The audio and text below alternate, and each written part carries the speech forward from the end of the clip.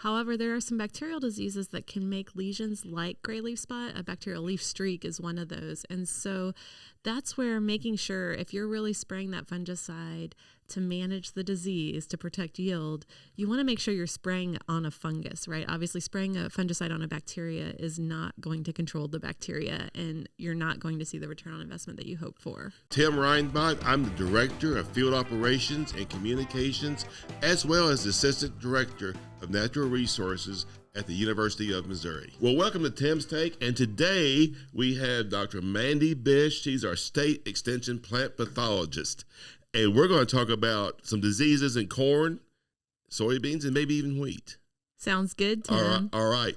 Now, the big thing is there's been a lot of foliar fungicides sprayed on our crops, and we got to think about return on investment, don't we? Yes, it's not the most popular topic, but yes. So let's talk about maybe the easy one, corn. All right. We saw a lot of airplanes flying in the last couple of summers. And what are they going after? What are we really wanting to accomplish with our corn fungicides? In my mind as the pathologist, we're trying to manage a couple of more aggressive corn diseases that we haven't seen so much of in maybe the previous decades, and that would be tar spot and southern rust. Now, from somebody else's perspective, they might be chasing yield and return on investment. All right. So these two are fungi. Yes. Now, you told us one time, but there's other diseases in corn that aren't a fungi. They're a bacteria or a virus that look a lot like it. Right. So for tar spot, that one we're getting better at looking at and identifying. And for the most part, I think we can identify tar spot. It can look like insect poop, but that's about the only other thing. That won't come off. Right. It's like insect poop that won't come off and keeps spreading over the plant over time. My kids love that. Grandkids love that. Right. I've had days where I've gone out to the field and all I did was scratch insect poop off of leaves. Yeah. When tar spot was first in the state. But we do have a disease that's been around for a while, gray leaf spot. And that one is caused by a fungus, and we do spray fungicides for it as well. However, there are some bacterial diseases that can make lesions like gray leaf spot. A bacterial leaf streak is one of those. And so that's where making sure if you're really spraying that fungicide to manage the disease, to protect yield, you want to make sure you're spraying on a fungus, right? Obviously, spraying a fungicide on a bacteria is not going to control the bacteria, and you're not going to see the return on investment that you hope for. And there's nothing that we can do about a bacterial disease, is there? Right. Not at that point in the season. Okay. Right. In the subsequent seasons, there might be some genetic tolerances and different hybrids that you can look at if you know you have the problem. So identifying it is still important for those subsequent Fungi have a raised lesion. Is that how you tell? Well, not for that one. For some, yes, yeah. But for this differentiation, it's the easiest, honestly, to send it to our plant diagnostic clinic. So he can look at it, and if you look under the microscope, fungi are going to produce spores. Okay, so you can look at those lesions and see if you see spores in the lesions, okay? Bacteria, on the other hand, they tend to stream when you cut the lesion open on the leaf, and you can look at that under the microscope. So it's pretty quick for Dr. Tien in our diagnostic clinic to determine whether it's a fungi or a bacteria. But it is a matter of looking at it under the microscope. And it's a one-day turnaround. Yes, as long as he's in the office, and you get it to him in a timely manner. Yeah, he can look at that pretty quickly. So okay, great.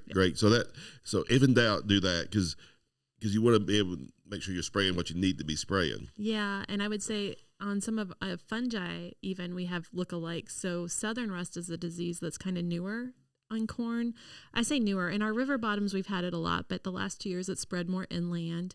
And that can be hard to differentiate from common rust. Okay. And we're more familiar with common rust. And most of our corn hybrids are tolerant to common rust. We don't need to spray the fungicide to protect yield. Whereas southern rust, if you have a susceptible hybrid and it's July, you're probably going to want to spray it. So being able to differentiate between fungi as well, so that you can ensure you're having a good return on investment. And that's another one of those things that the clinic can help you differentiate pretty quickly. They just need to look at the spores under the microscope to say, yes, this is southern rust or this is common rust. Okay. All right. Because I remember there's diseases like Stewart's wilt and such, but is that more bacterial? So those are bacterial, Stewart's wilt and Goss's wilt. So yeah, I've heard some people spraying fungicides for Goss's wilt, and I'm like, no. So yeah, just having an understanding of whether it's a bacteria or fungi, because there are lots of things that can cause lesions on corn leaves. Oh, sure. And last year was pretty rough on it, wasn't it?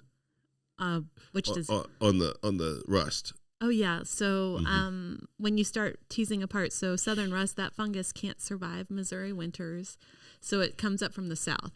Okay. That's different than tar spot, and it moved inland to places we had not seen it, and it burnt up some corn. So we had situations in northern Missouri specifically where we saw tar spot in June. Some people got a little panicked, sprayed the fungicide too early, and then by the time southern rust came in, the residual was gone, and so it burned up some fields. But we can keep tabs on where southern rust is. So there's some resources online. There's what's called an IPM pipe that shows you the movement of southern rust up during the season to help us better time those fungicide applications and try to decide, am I spraying for a tar spot or am I spraying for southern rust? What does the weather favor? Same type of fungicides? Same family? Yeah, so there are, we're always going to recommend a fungicide that has multiple modes of action. There are some that are a little better on tar spot and others that are a little better on southern rust. And we have some efficacy ratings on the Crop Protection Network for many of the products. But really, sometimes our airplanes have a specific fungicide in the tank, and that's what you're going with. And I think it becomes a timing issue. Like most of the fungicides that we see, if you have a bad southern rust outbreak, you can see a positive return on investment if that application is made at the appropriate timing. Which is from tasseling to milk stage. Yeah, to milk stage. R1 to R3. Yes. And it's going to depend again, though. You only have so much residual activity on these fungicides, like a right? Week or 2 weeks on some of is what we say on some of the earlier ones. Maybe some of the newer products you're getting past the 3-week mark, but still you want to get to that dough stage with the corn being protected. And so, if your corn's at tasseling and you look at the map and there's no southern rust moving north, and the conditions are too hot for tar spot, then I'm inclined to kind of wait a little bit longer. Before deciding to make that fungicide application. I know planes can be a logistic issue here in Missouri, and especially in mid-Missouri, where they might come through only once and you have to make the decision then. I've done some work with Dr. Kevin Bradley's team who's been in the drone applications, right. and I think this could be an area where drones could help us out. Everything that we have seen based on disease ratings and spray cards suggests that the drone does as well, if not better in some instances, than the airplane as far as coverage. Because the action of the propellers getting underneath the leaves? Maybe you can just get closer, both, or maybe all the above. But I think it could help us out with our timing, because you could get a drone pilot in maybe a little bit in a more timely manner than you can an airplane.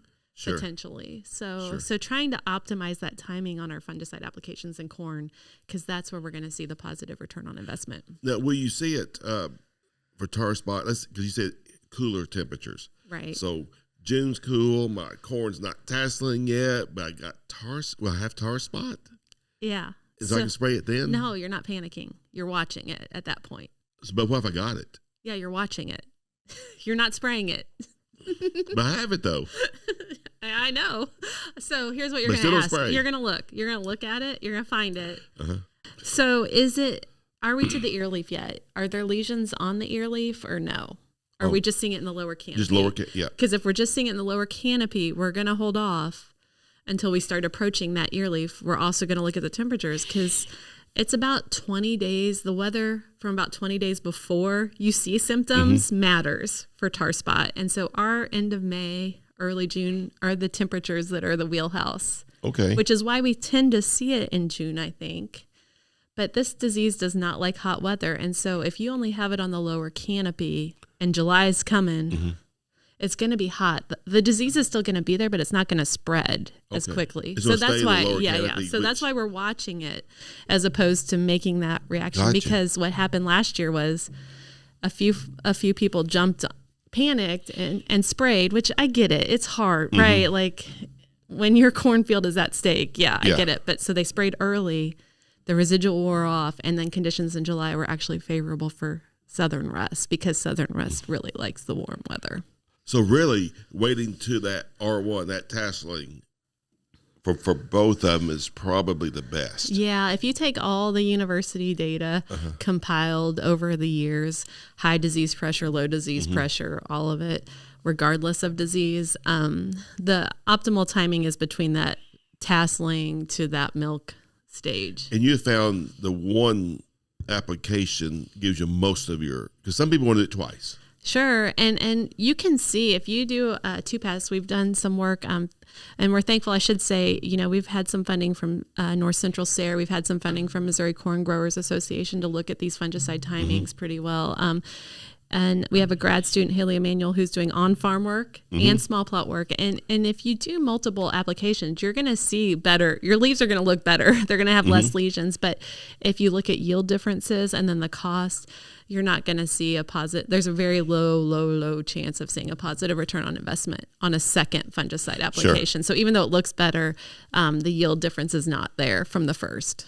Well, great. And with these tight margins that we have right now, that's something to keep in mind. Yes, I agree. And I think, sometimes we want to pass on the corn applications given the market and also the logistics of getting a fungicide on. But I think we are, on the average Missouri field, more likely to see a positive return on investment on a well-timed corn fungicide application than we are on a soybean application, which is an unpopular opinion, I know. Before we leave corn. So corn is, for your return on investment, one time between tasseling and milk stage. Yes, but we want to monitor. We want to scout and monitor what's going on with southern rust and tar spot. And you said that there's a text message that goes out? Through our IPM program at the university, we have a free mobile text alert. And we don't spam because it would require me being in the office too much, but it's just hey, southern rust has shown up in southeast Missouri. Give you an idea that it's coming your way. So people can go